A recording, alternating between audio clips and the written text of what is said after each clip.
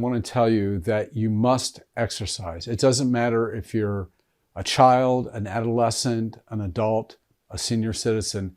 Everybody has to move. The only time you get to take a break is when you're sleeping, first of all. And then if you get injured, of course, you got to take rest and recover from the injury. Other than that, you want to keep your body moving. And there's a really great device on this little watch here that tells me every hour, it reminds me to get up from the desk and to go for a walk or a stroll or a move, gets moving somehow. And if I get up 10 minutes before the hour's up, it tells me great job, because I've created an advantage to my body by keeping moving. And it keeps track every hour throughout the waking day if I've reached that goal of movement. As we grow older, we have a tendency to slow down a little bit. We lose a step or two. That's perfectly normal. And if you get injured, you've got to take some time off. That's also normal. But in everyday life, movement is involved. It's actually the principal sign of life. A lot of it may have to do with what type of job you have, what kind of occupation you have. If you're an outdoor salesman and you're driving 250, 300 miles a day and you're visiting 10 clients, you're in and out of the car moving, then for sure you're getting a lot of steps in. And you can get a step counter right on your watch if you want to try to keep track of how many miles you're actually walking each day.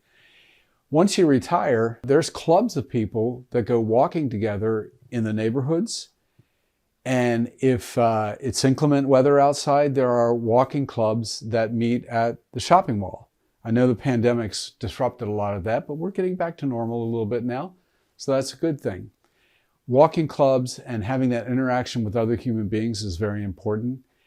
There's another thing you can do that's really interesting, and that is YouTube is now available on most smart TVs. If you've bought a new TV in the last 5 years, more than likely you can get YouTube up on your TV, and there are literally thousands and thousands and thousands of workout videos that you can do at home without having to get down on the ground, without having to do sit-ups or push-ups or anything like that.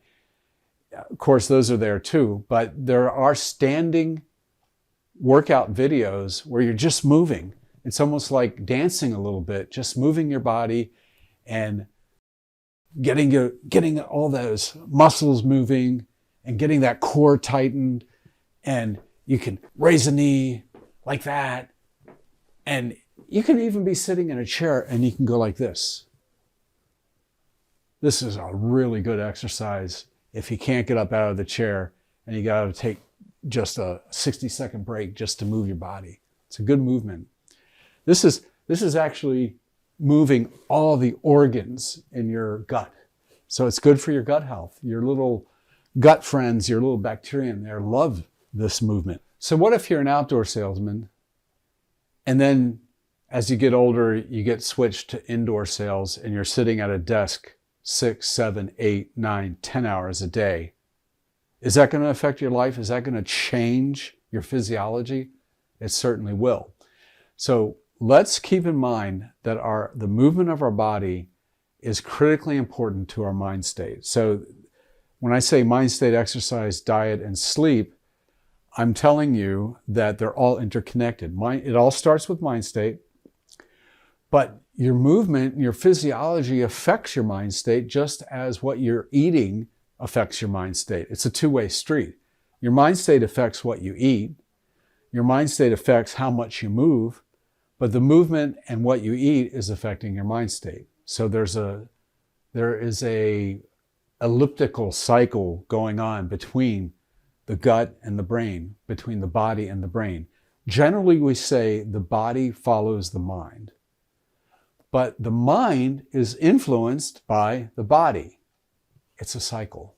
It keeps going around and around. When you move into retirement age and you've really slowed down a lot and you've taken up a hobby, let's say you want to try painting or sculpture or some other hobby that is an inside sort of thing, then certainly your physiology is going to change. And most people I know who've retired, I know a few of them, who've gone from walking 8 miles a day as a full-time librarian and then taking up art in a studio.